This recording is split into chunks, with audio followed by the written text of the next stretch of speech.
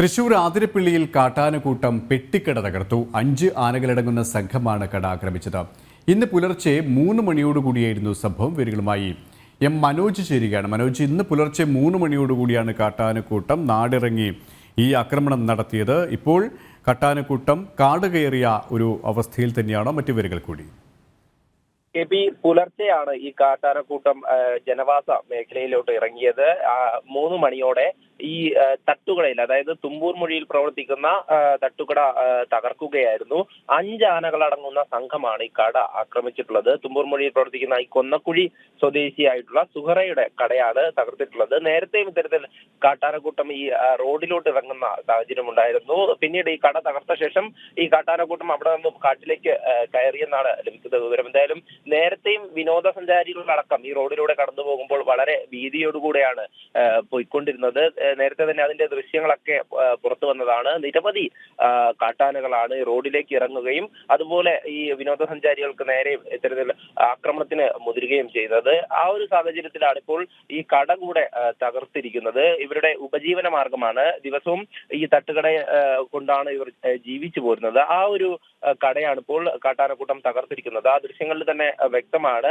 ഭാഗ്യമായി കാട്ടാനക്കൂട്ടം ആ ഒരു കട തകർത്തിട്ടുണ്ട്.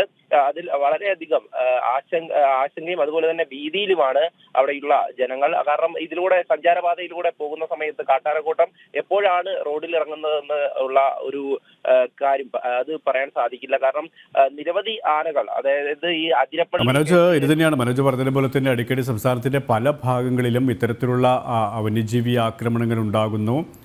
കാടിറങ്ങുന്ന ഈ കാട്ടാനക്കൂട്ടം കോഴിക്കോടും വയനാടും തൃശ്ശൂരും പാലക്കാടും ഉൾപ്പെടെയുള്ള പ്രദേശങ്ങളിൽ പലപ്പോഴും നിത്യസംഭവമായി മാറുന്ന ഘട്ടത്തിൽ വനം വകുപ്പ് ഉദ്യോഗസ്ഥരുടെ ഭാഗത്തു നിന്നും ഏതെങ്കിലും തരത്തിലുള്ള ഇടപെടൽ ഉണ്ടായിട്ടുണ്ടോ? ഈ കാട്ടാനക്കൂട്ടം നാടിറങ്ങുന്നത് തടയാൻ ഈ മേഖലയിലടക്കം എത്രത്തോളം ജാഗ്രതയിലാണ് ഈ വനം വകുപ്പ് ഉദ്യോഗസ്ഥർ? വനം വകുപ്പിന്റെ ഭാഗത്തുനിന്നും കാര്യമായ നടപടിയൊന്നും ഉണ്ടായിട്ടില്ല. കാരണം ഇത് ആദ്യമായിട്ടുള്ള ഒരു സംഭവമല്ല. നിരവധിയായി ഇത്തരത്തിൽ കാട്ടാനക്കൂട്ടം ഈ ജനവാസ മേഖലയിലേക്ക് ഇറങ്ങുന്നുണ്ട്. അത് അതിരപ്പള്ളിയിൽ മാത്രമല്ല, മലക്കപ്പാറ അതുപോലെ തന്നെ മറ്റ് പാലപ്പള്ളി മേഖലയിലൊക്കെ വന്യജീവി ആക്രമണങ്ങൾ ഉണ്ടാവാറുണ്ട്. അതൊക്കെ തന്നെ ഒരു വനം വകുപ്പിന്റെ ഭാഗത്തുനിന്നും എന്നും ഒരു സ്ഥിരം മൊഴിയായി മാത്രം, അതായത് ജാഗ്രത പാലിക്കുക എന്നുള്ള ഒരു സ്ഥിരം മൊഴി മാത്രം നൽകുന്നു, ആ ഒരു നിർദ്ദേശം മാത്രം നൽകുന്നു. എന്നാൽ കാര്യമായ നടപടികളൊന്നും സ്വീകരിക്കുന്നില്ല. അതും ജനങ്ങൾക്ക് വളരെയധികം ഭീതി ഉളവാക്കുന്നത് തന്നെയാണ്. കാരണം ഈ വനംവകുപ്പിന് പോലും ഇതിലൊരു നടപടി സ്വീകരിക്കാൻ സാധിക്കുന്നില്ല. ഇത്തരത്തിൽ വന്യജീവി ആക്രമണത്തിൽ നിന്ന് ജനങ്ങളെ രക്ഷിക്കുവാൻ വേണ്ടി സർക്കാരിന് സാധിക്കുന്നില്ല.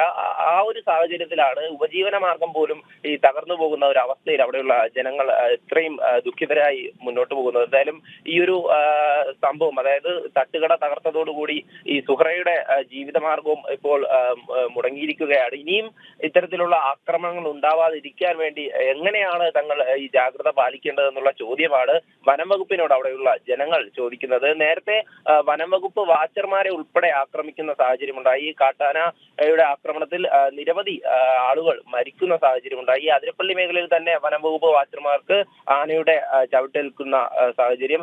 അത്തരത്തിൽ ഭീതി നിലനിൽക്കുമ്പോഴും വീണ്ടും ഈ കാട്ടാനക്കൂട്ടം ജനവാസ മേഖലയിലേക്ക് ഇറങ്ങുകയാണ്. അതിനെ തടയുവാൻ വേണ്ടി, അല്ലെങ്കിൽ ജനങ്ങളെ സംരക്ഷിക്കുവാൻ വേണ്ടി കൃത്യമായ ഒരു നടപടി വനം വകുപ്പിന്റെ ഭാഗത്തുനിന്നോ സർക്കാരിന്റെ ഭാഗത്തുനിന്നോ ഉണ്ടാവുന്നില്ല എന്നത് ഈ ജനങ്ങളെ കൂടുതൽ വിഷമിപ്പിക്കുന്ന സംഭവം തന്നെയാണ്.